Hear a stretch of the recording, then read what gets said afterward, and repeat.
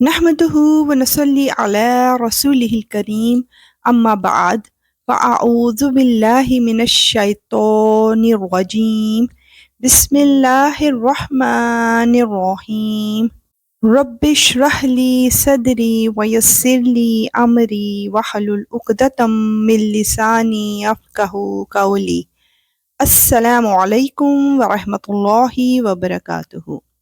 آج الحمدللہ ہماری نیو سورہ سٹارٹ ہو رہی ہے، سورہ احقاف۔ سورہ احقاف کا چھوٹا سا تعارف۔ یہ سورہ مکی ہے، قرآن پاک کی اعتبار سے اس کا نمبر 46 ہے اور نزول کی اعتبار سے اس کا نمبر 66 ہے۔ احقاف ایک وادی کا نام ہے جہاں پر حضرت ہود کی قوم عاد رہتی تھی۔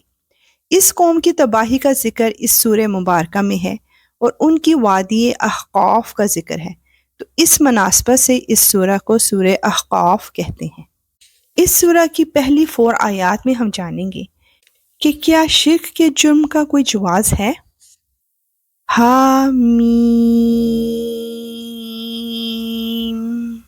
حروف مقطعات ہیں، یعنی ان کے مطلب اللہ ہی بہتر جانتا ہے۔ یہ کتاب اللہ کی طرف سے اتاری جا رہی ہے جو بڑا صاحب اقتدار، بڑا صاحب حکمت ہے۔ ہم نے آسمانوں اور زمین کو اور ان کے درمیان کی چیزوں کو کسی برحق مقصد کے بغیر اور کسی متعین میعاد کے بغیر پیدا نہیں کر دیا ہے، اور جن لوگوں نے کفر اپنا لیا ہے وہ اس چیز سے منہ موڑے ہوئے ہیں جس سے انہیں خبردار کیا گیا ہے۔ تم ان سے کہو کہ کیا تم نے ان چیزوں پر کبھی غور کیا ہے جن کو تم اللہ کے سوا پکارتے ہو؟ مجھے دکھاؤ تو صحیح کہ انہوں نے زمین کی کون سی چیز پیدا کی ہے، یا آسمانوں کی تخلیق میں ان کا کوئی حصہ ہے؟ میرے پاس کوئی ایسی کتاب لاؤ جو اس قرآن سے پہلے کی ہو، یا پھر کوئی روایت جس کی بنیاد علم پر ہو، اگر تم واقعی سچے ہو۔ بے شک یا رب العالمین شرک کا کوئی جواز نہیں ہے۔ اب نیکسٹ آیات میں ہم جانیں گے کہ کیا روز قیامت مشرکین کے معبود ان کی کوئی مدد کر سکیں گے؟ اس شخص سے بڑا گمراہ کون ہوگا جو اللہ کو چھوڑ کر ان من گھڑت دیوتاؤں کو پکارے، جو قیامت کے دن تک اس کی پکار کا جواب نہیں دے سکتے اور جن کو ان کی پکار کی خبر تک نہیں ہے۔ اور جب لوگوں کو محشر میں جمع کیا جائے گا تو وہ ان کے دشمن بن جائیں گے اور ان کی عبادت ہی سے منکر ہو جائیں گے۔ اللہ اکبر۔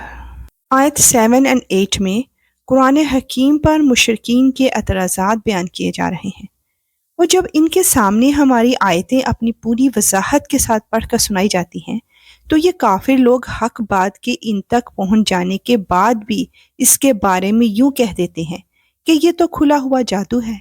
استغفر اللہ۔ کیا ان کا کہنا یہ ہے کہ اسے پیغمبر نے اپنی طرف سے گھڑ لیا ہے؟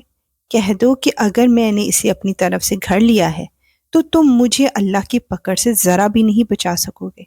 جو باتیں تم بناتے ہو وہ انہیں خوب جانتا ہے، میرے اور تمہارے درمیان گواہ بننے کے لیے وہ کافی ہے، اور وہی ہے جو بہت بخشنے والا بڑا مہربان ہے۔ بے شک یا رب العالمین ایسا ہی ہے۔ نیکسٹ آیات میں نبی پاک صلی اللہ علیہ وآلہ وسلم کے متعلق گواہی دی جا رہی ہے۔ کہو کہ میں پیغمبروں میں کوئی انوکھا پیغمبر نہیں ہوں، مجھے معلوم نہیں ہے کہ میرے ساتھ کیا کیا جائے گا، اور نہ یہ معلوم ہے کہ تمہارے ساتھ کیا ہوگا۔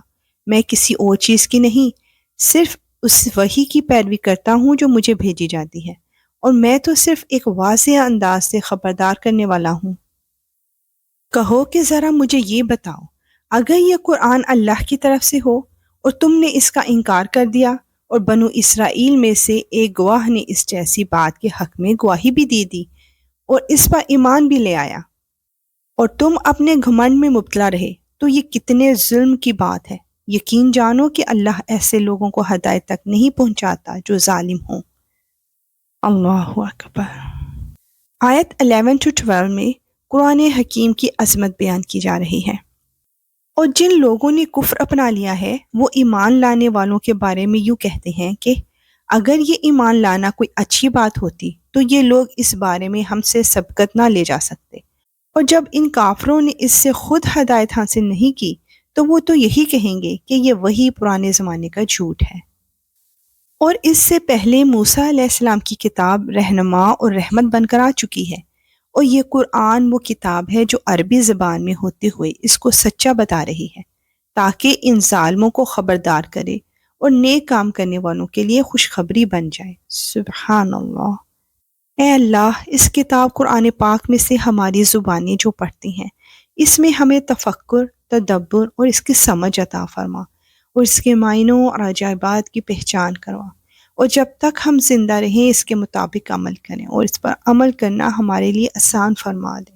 بے شک تو ہر چیز پر قدرت رکھتا ہے۔ انشاءاللہ ملیں گے نیکسٹ آیات کے ساتھ۔ اب اجازت، وآخر دعوانا ان الحمد للہ رب العالمین۔